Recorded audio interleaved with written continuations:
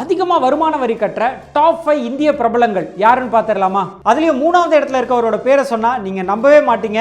முடிஞ்சா கெஸ் பண்ணி இப்பவே கமெண்ட் பண்ணுங்க, கரெக்டான்னு பார்த்துருவோம். 5வது இடத்துல இருக்கிறது விராட் கோலி. இந்தியன் கிரிக்கெட் டீமுக்கு விளையாடுறது தவிர்த்து ஐபிஎல் டீமுக்கு விளையாடுறது மூலியமாவும் இவருக்கு வருமானம் வருது. இது மூலியமா இவர் சம்பாரிச்ச தொகைக்கு போன பினான்சியல் இயர்ல இவர் கட்டின வருமான வரி தொகை மட்டுமே 66 கோடி ரூபாய்ங்க.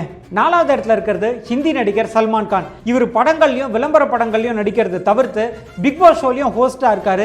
இது மூலமா இவர் சம்பாரிச்ச பணத்துக்கு போன வருஷம் இவர் கட்டின வருமான வரி தொகை அப்படின்றது 75 கோடி ரூபாய்ங்க. 3வது இடம் ஆல்ரெடி நீங்க கெஸ் பண்ணிருப்பீங்க, நடிகரும் டிவிகே கட்சியின் தலைவருமான விஜய். இந்தியாவிலேயே அதிக சம்பளம் வாங்கக்கூடிய நடிகர்கள்ல இவருமே ஒருத்தர். விஜய் ஒரு படத்தில் நடிக்கிறது மூலிமா 100 இருந்து 200 கோடி ரூபாய் வரைக்கும் சம்பளம் வாங்குறாருங்க. இது மூலிமா இவர் சம்பாதிச்ச பணத்துக்கு போன பினான்சியல் இயர்ல கட்டின வருமான வரி தொகை 80 கோடி ரூபாய்ங்க. 2வது இடத்துல இருக்கிறது நடிகர் ஷாருக் கான். இவர் படத்தில் நடிக்கிறாரு. இது தவிர்த்து ரெட் சில்லின்னு ஒரு ப்ரொடக்ஷன் கம்பெனியும் வச்சிருக்காரு.